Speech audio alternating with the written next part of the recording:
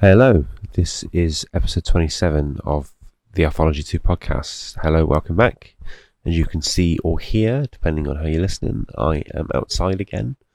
Still in Australia, still in a very echoey house, so sat outside.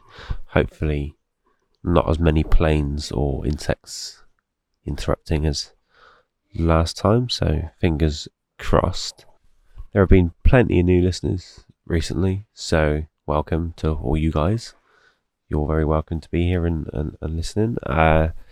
If you are new, then don't feel left out, because there's plenty of episodes you've missed. You can go back and listen to them. There's no sort of order or chronology to the podcast, so do feel free to go back and listen to them all. It's pretty much different each week, and what I often get from people actually is when I talk to people who haven't listened, I say, I've got a podcast, and they say, what's it about? Or what do you talk about? And it's like, well, that's a fucking hard question to answer, isn't it? Like, I talk about lots of stuff. Like, there's a lot of things to talk about, and I guess the theme I tend to say to them is it's mostly about strange ideas and things that are quite off the wall, but really then even that's not entirely accurate. But I think, overall that's the theme for the pod, isn't it? That it's sort of about off the wall ideas and attempting to explain those ideas and flesh them out.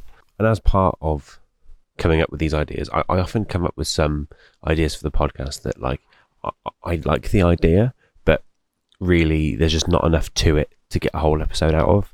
So things that might only take 2 minutes to explain, and I can't really flesh it out any further than that. So that's actually what I'm going to talk about today, is the list of ideas that I have that I've been unable to get to the end of in terms of getting an episode out. So I'm going to stitch them all together, or not even stitch them together, just go through the list of them, explain these little ideas, and hopefully by the end we'll have an entirety of a whole podcast. And in addition to that, I've also got a couple of ideas that didn't work. So things that I've thought, it's a really good idea, I'm really pleased with that. And then when I've actually looked at it, it's not a very good idea, or it completely doesn't work and it's stupid. So I'll also read you a couple of failed podcast ideas, and hopefully that will be enough to entertain you for this week. The first one is that imagination wanks are better with a storyline. So for those of you who don't live in a English country, a wank is masturbating. If you're American or Canadian, wank is another word for masturbating. So an imagination wank is one where you don't have any audio or visual stimulation for it, so you're just doing it off your own imagination. So normally you would either be thinking of a person to give you that stimulation, and how I guess you would like to have sex with this person, and what you would do if you were having sex with them. That's normally what an imagination wank would entail. A cool thing about imagination wanks is that, like, it doesn't really matter who you are, or that, particularly if you're a girl, I guess, it doesn't really matter who you are. It's probably happened that someone has had an imagination wank thinking about you, which is kind of cool, and I guess kind of creepy as well at the same time. But it's a cool thing that to think of, that someone at one point has sat down for a wank and they've thought, yeah, that's the person who I'm gonna strum myself for. It's quite cool. I like the idea anyway. You might not. And look, so ultimately the aim of this wank is to achieve an orgasm or climax, isn't it? To relieve some internal pressures, whatever your reason for doing that wank might be. Ultimately, normally it's to have an orgasm, and the quality and speed at which you can achieve that orgasm is governed over sort of the material you have available to you. And it is my belief that the quality would go up if you have a believable storyline behind your imagination. So, if, for example, I was to have a wank and I was going to be thinking about, Angelina Jolie, and I don't have my phone or my laptop, so I can't look at her, so I have to imagine what I would do if I was pumping Angelina Jolie. Sorry, Angelina, if you're listening, which I'm sure you are. So I have to come up with what I would do, and really, for me, the quality is reduced if I don't have a believable storyline to it. So if I can't believe the situation, what situation or what series of events would have to unfold for me to end up having sex with Angelina Jolie, I have to explain that to myself before I can have a really good wank. And so you can just have an imagination wank, just oh look at me, I'm having sex with Angelina Jolie, and that's really fun, and as a result that's gonna finish me off. Good for you if you're the sort of person who can do that. But it's better if you think, well, okay, so maybe she wrote a book or an autobiography, and I went to the book signing, the book reveal, and she signed a copy of my book, and then we hit it off, and then we had sex. That would be a much more pleasurable experience for me to work out how I ended up having sex with Angelina Jolie, because realistically, that's not something that's going to happen. I'd have to, it wouldn't just happen on an everyday basis. There would have to be some sort of weird series of events which transpired for that to happen. So I like to make up that weird series of events, and therefore improve the overall quality of me touching myself on the sofa. So, hope that sort of clears that one up. But obviously it can be with people who you know as well. But again, if you there's a sort of like a boy you fancy, and you're going to have a strum over him, then you've got to work out how you would actually get that boy into bed. Why you aren't currently bedding him. So there's all that to think about. With imagination wank. So imagination wanks are better with the storyline. And I actually think that, that is the peak wank as well. That's better than wanking over porn or some sort of other stimulation. Imagination wanks with the storyline is like the peak of all that, if that makes any sense. I realise this is quite a weird one to start off with, and I would say they're going to get less weird, but they aren't. So sorry about that. Look, ultimately, that's that one. We'll move on. That's a bit of a weird one, but we'll go on to the next one. Just continuing along the theme of like sex stuff, we have the second idea, which wasn't long enough for a podcast. And the second one is that Shag, Marry, Kill, the game. If you don't know Shag, Marry, Kill, so Shag, Marry, Kill is where you pick 3 people and you have to say which one you'd like to have sex with, which one you'd like to marry, and which one you would like to kill. So any 3 people could be 3 people or again 3 celebrities. That's the game. And different people might have different opinions as to who they'd shag, who they'd marry, who they'd kill. That's basically the entirety of it. It's a fun game if you're a teenager or someone who hasn't developed beyond teenage sort of intelligence. But anyway, that's the game. So this idea is that game is flawed, and it is flawed because it doesn't take into account that if you marry somebody, you also have to shag them. Like, you have to consummate marriage. So it's basically shag, marry and shag, or kill. Those are the 3 options. You don't get a sexless marriage, not right at the start. You have to have sex to make that marriage consummated and therefore legal. So the entire game is flawed. So when you're picking the person to marry, you also have to pick them with in mind that you're going to legally have to shag them as well. That's essentially the idea there. It's not a very long one. Just whilst we're on the topic of that game, I've always thought about like what Sigmund Freud would do if he was in a game of Shag, Marry, Kill. Or if you had to pick between Sigmund Freud, your mum, and your dad. Because, for those of you that know Sigmund Freud, he's like a psychologist or psychoanalyst, I think, who his whole thing was around like a complex that people have that they want to shag their mum and kill their dad. So if you were playing Shag, Marry, Kill with Freud, he would say that you want to shag your mum and kill your dad. I don't know, marry somebody else who was like your mum. But yeah, interesting that game is quite Freudian as well. So, interesting. We'll move away from sex now. It's getting quite weird, isn't it? So we'll go to the third one. which is a drunken night out insurance policy. And I'm particularly fucking proud of this idea. In fact, I thought of it when I was drunk and I had to write it down so I didn't forget. Drunken night out insurance policy does what it says on the tin, really. Like, you go out and you have a drunken night out, but throughout the year you pay insurance premiums. And if you go and get really, really, really drunk, and as a result of getting drunk, you spend lots of money, which happens to us all. You start getting the rounds of shots in for everybody. You might go to a nightclub and buy one beer, which will set you back, I don't know, 50 quid.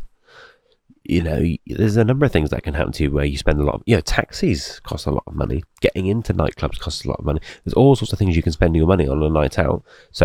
And sometimes you overspend. You can wake up in the morning having spent, I don't know, £200, or if you're from a foreign country, like $250 or whatever it might be. Lots of money you've spent on a night out. So I'm suggesting that there should be an insurance policy. So you pay a premium to an insurance company, and if you've overspent on a night out, you can make a claim against your insurance policy, and they will refund you for that night out.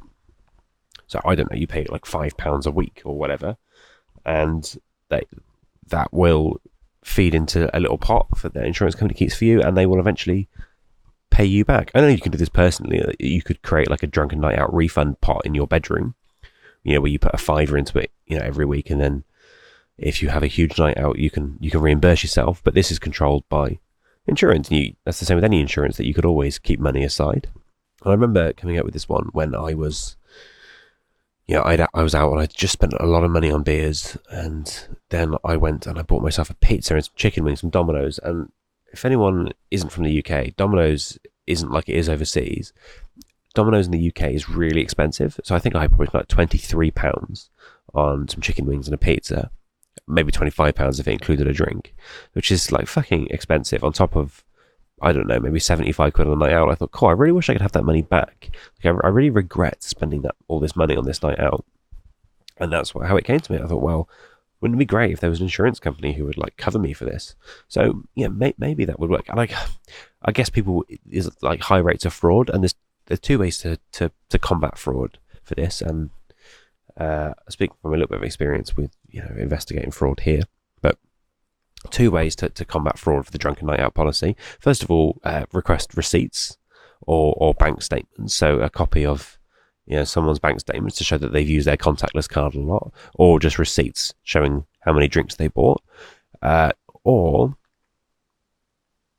you can prevent the fraud through social media. Look at their Facebook posts or their Instagram stories or whatever it might be, which if you did have a big night, would likely demonstrate how big a night you had. And you could prevent fraud that way, to stop people just saying they had a big night out when they didn't.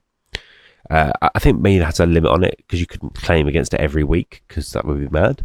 So maybe there'll be a limit of claiming back on your policy only once a year. So once a year you can have a big night out and get the money back. And there'd also be a limit on payout, so you can't go and order like, I don't know, a 15,000 quid bottle of whiskey or whatever. It's just for your standard sort of night out. Or maybe purchases over 200 per round, I don't know, are blocked from this, and that doesn't count. So it's just for normal nights out where you get fucked up, you get your money back. I think it's actually a really fucking solid idea.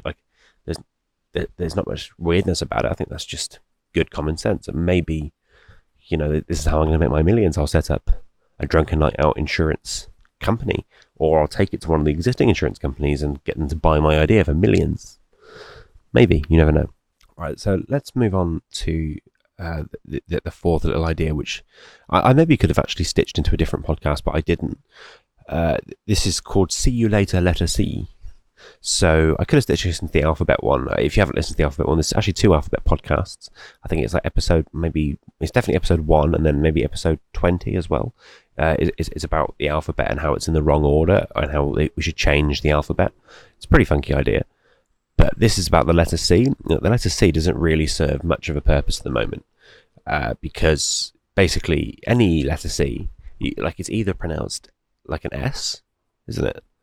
So, as in receipt, that's an S, or it's pronounced like a K, as in cat. So you could spell receipt with an S, or you could spell cat with a K, and it wouldn't change the pronunciation of them. I just pronounce change? I think I did. Oh well, look, we'll get over it. We'll move on. I won't edit that out. Let's make it seem like it's a fucking candid, straight up, unedited podcast, which is fucking not true. But let's leave it. And I've admitted it now. Maybe I'll edit it out. We'll see. If I haven't, then sorry for the little weird interruption. Back to the original point.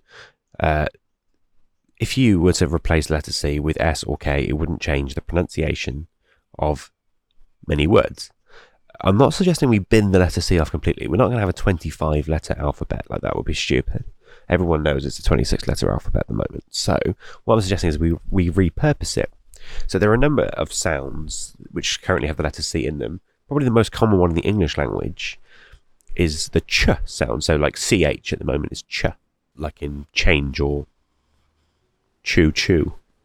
Speaking of choo-choo, I was reading about this on the internet the other day, a big debate about how many chuggers you have to do before you go choo-choo when you make the train sound, like chugga chugga chugga chugga chugga chugga chugga chugga choo-choo. Like, how many chuggers is correct? And I think it's 8. I think that's what I worked out. Like 2 sets of 4. Chugga chugga chugga chugga chugga chugga chugga chugga choo-choo. Yeah, I think it's 8. But some people do say it's like 3, like chugga chugga chugga choo-choo. I don't know.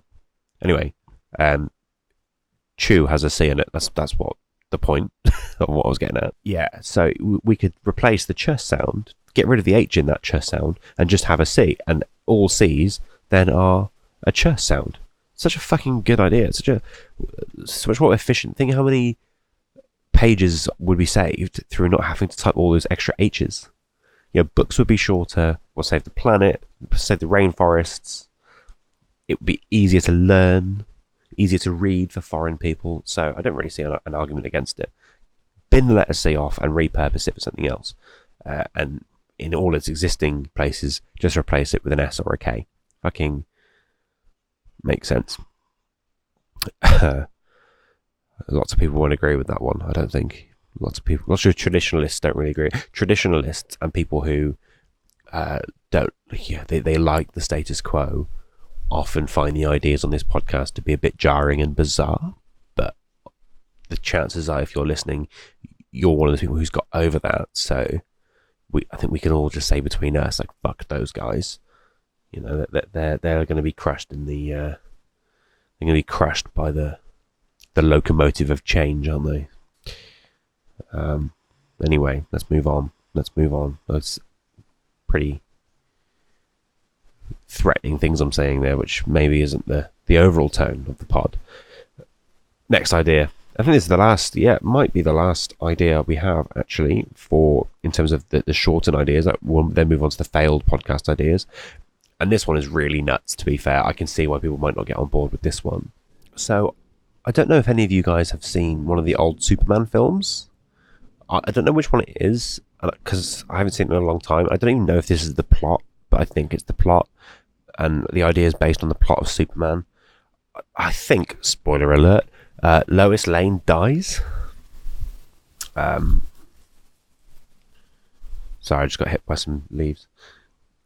And he's really sad that she dies. So what he does is he flies around the Earth at the speed of light and spins the Earth back in the wrong direction. So he stops it from spinning the way it spins at the moment on its axis, and he flicks it back the other way. And for some super scientific reason, that reverses the direction of time. I don't really know how scientific that is, but that's what he does. He spins the Earth in the wrong direction. It reverses the direction of time, and therefore Lois Lane isn't dead anymore, and he can save her. I think that's what happens. If you are a Superman fan and that's not what happens, then go fuck yourself. This podcast was never well researched. If that's possible, which I'm sure it definitely is, because comic books are based on reality, then would it potentially be possible if we got loads of people to I don't know, in China, where there are loads of people, or India, or maybe we get people from different countries to assemble in some sort of concentrated landmass, like, I don't know, Africa or the Sahara Desert, and not Sahara Desert because it's made out of sand, scrap that, maybe like we get them all into Russia. Get loads of people in Russia. We get people together on land. That's all you need to know. Loads of people inland, and we get them all to run in the same direction. Maybe even on the spot. I don't really know if it would work on the spot. But we get them all to run in the same direction. Like, could we get the Earth to spin back the other way? Like, use it as like a treadmill? You know, or like a hamster ball?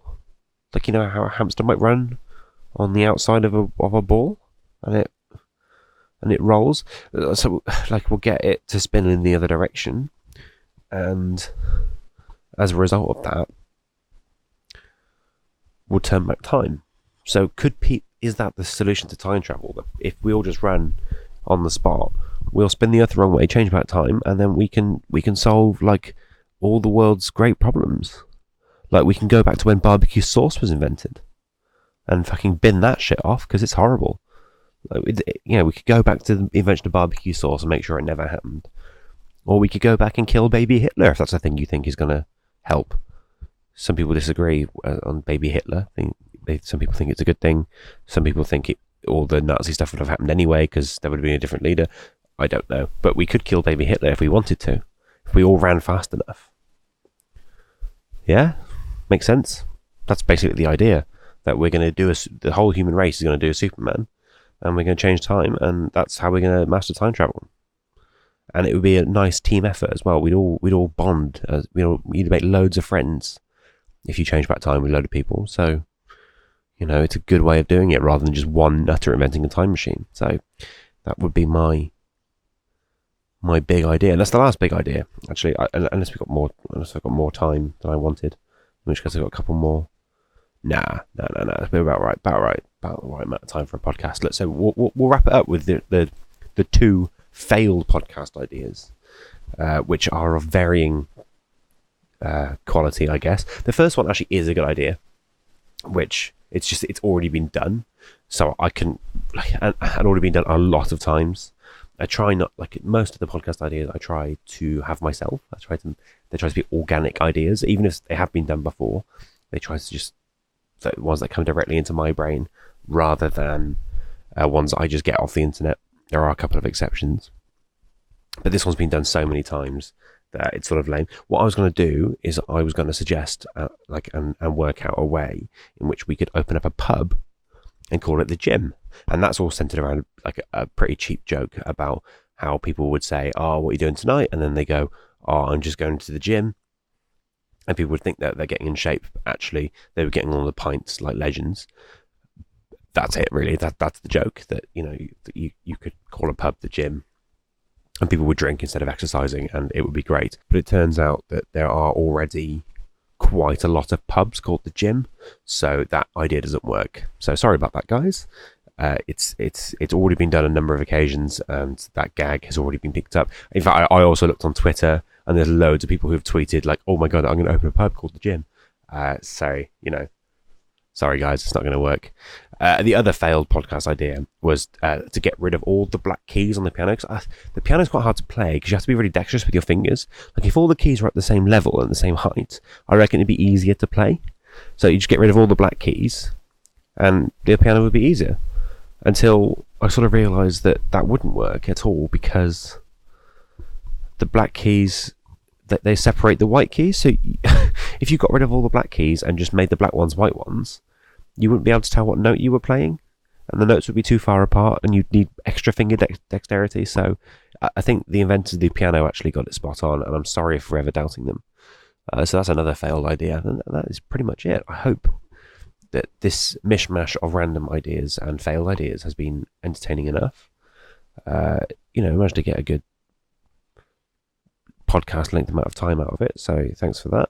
I don't know if I'll be outside again next week. I'll be in New Zealand, so I don't know if they have outside in New Zealand or if the inside's going to be too wooden, so I'm just going to make it up as I go along. I will be back next week though.